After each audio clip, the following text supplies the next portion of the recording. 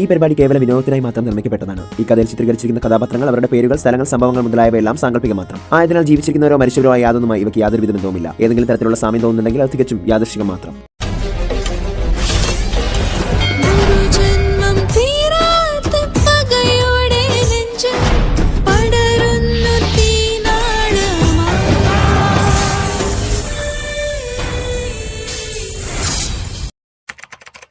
എടാ രുദ്ര, ഇതാരാ? പെട്ടെന്ന് രുദ്രൻ അവന്റെ അമ്മ സഞ്ജനയോടായി പറഞ്ഞു. അമ്മേ, ഇത് പ്രദ്ന.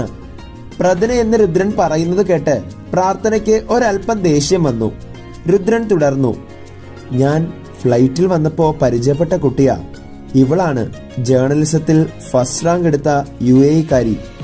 ഞാൻ അമ്മയോട് കുറച്ചു നാൾ മുമ്പ് പറഞ്ഞത് ഓർമ്മയുണ്ടോ? അന്നേരം തന്റെ നെറ്റി ചുളിച്ചുകൊണ്ട് സഞ്ജന ഒരു നിമിഷം ചിന്തിച്ചു. ആടാ, ഞാൻ ഓർക്കുന്നു. അത്രയും പറഞ്ഞ് സഞ്ജന പ്രാർത്ഥനയെ നോക്കി പുഞ്ചിരിച്ചു. പ്രാർത്ഥന സഞ്ജനയുടെ മുഖത്തേക്ക് നോക്കി. അന്നേരം രുദ്രൻ തുടർന്നു. അല്ല പ്രദ്ന, താനെന്താ ഇവിടെ? അതെന്ത് ചോദ്യമാണ് രുദ്രൻ സാറേ? അമ്പലത്തിൽ വരുന്നത് എന്തിനാ? പ്രാർത്ഥിക്കാനല്ലേ? അമ്മയുടെയും അച്ഛന്റെയും ആയുസ്സിനു വേണ്ടി ഒരു വഴിപാടിന് വേണ്ടി വന്നതാ. അല്ല, സാറിന്റെ വീട് ഇവിടെ അടുത്താണോ?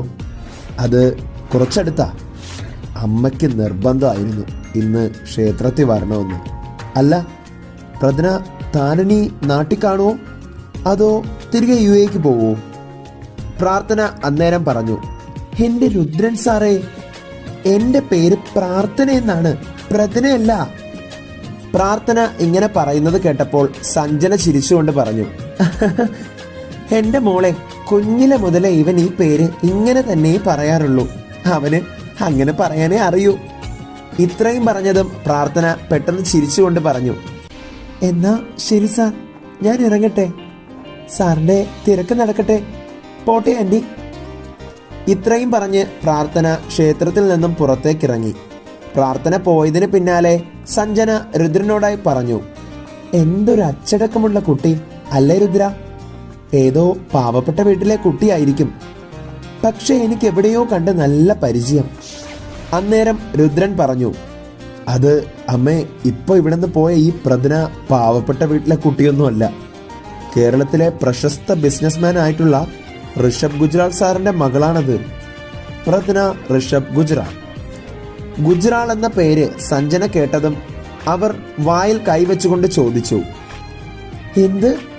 ഗുജ്റാൾ വീട്ടിലെ ഋഷഭിന്റെ മോളോ? ആ അതെ അമ്മേ.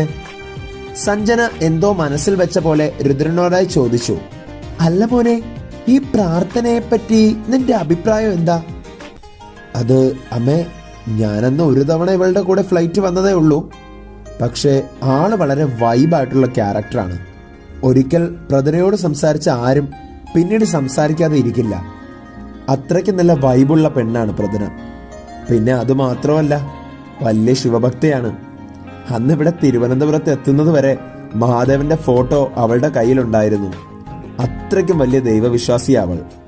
ശരിക്കും പറഞ്ഞാൽ ഇതുപോലെ അച്ചടക്കമുള്ള ഒരു മകളെ കിട്ടിയ അവളുടെ അച്ഛനും അമ്മയും അവളെ വിവാഹം കഴിക്കാൻ പോകുന്ന ആളുമാണ് ശരിക്കും ഭാഗ്യം ചെയ്തവൻ. അത്രയ്ക്കും ആളൊരു പാവമാണ്. ഇത്രയും പറഞ്ഞ് രുദ്രൻ നെടുവീർപ്പിട്ടു. അന്നേരം സഞ്ജന പറഞ്ഞു.